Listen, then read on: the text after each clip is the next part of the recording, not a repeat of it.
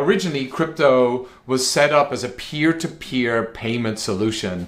I spent a large portion of the early days in my career using and identifying models and currencies and building out an ecosystem to enable peer-to-peer payments. So I believe I have quite a strong domain expertise in how that works across borders and what is needed to provide a great user experience. So in the retail industry or in the commerce industry, one of the topics that always comes up is friction. I don't like to queue. I don't like to wait for authorization of a credit card transaction because that creates a queue and a backlog in a stand.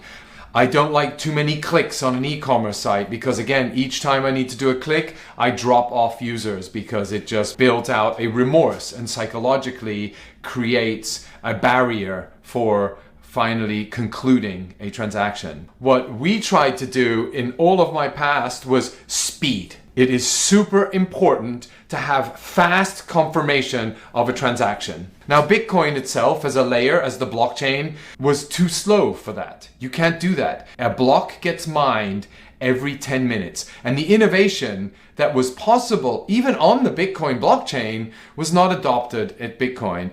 And we at Bitcoin Cash tried to do it, and Avalanche has tried to do it and is doing it as well, which is a model called pre-consensus. So I am storing the consensus associated with a transaction in a mempool or on the blockchain before it gets added into the next block. I have certain restrictions on how many transactions I can do using that technology or that capability. And that allows for instantaneous satisfaction of a transaction.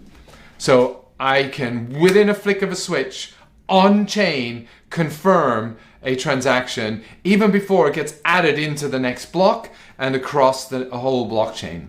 And so that is a technology is going to be made available to everybody participating on the Laguna chain, and we're excited about that. The second element that was really important, and this applies to all blockchain companies, no matter what, anytime you put something on the chain, it's important that these transactions to a lot of the merchants are immutable. Because what used to happen in an e-commerce world with credit cards is people would buy something and then they would disclaim it afterwards. So you got the service, you applied to the service, yet at the same time you complained to the credit card that this was a transaction that I didn't do and I did not want to pay for. In a crypto world, you cannot dispute that because every single transaction is immutable.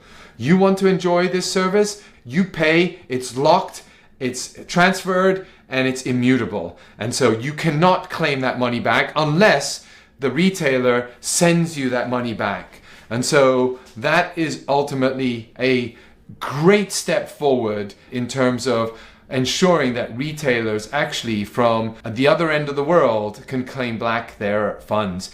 Those are two advantages that are brought by the blockchain to commerce and e-commerce, and there are certain technologies that are coming live to on-chain solutions where you can do instantaneous settlement for peer-to-peer transactions as well as business to consumer transactions.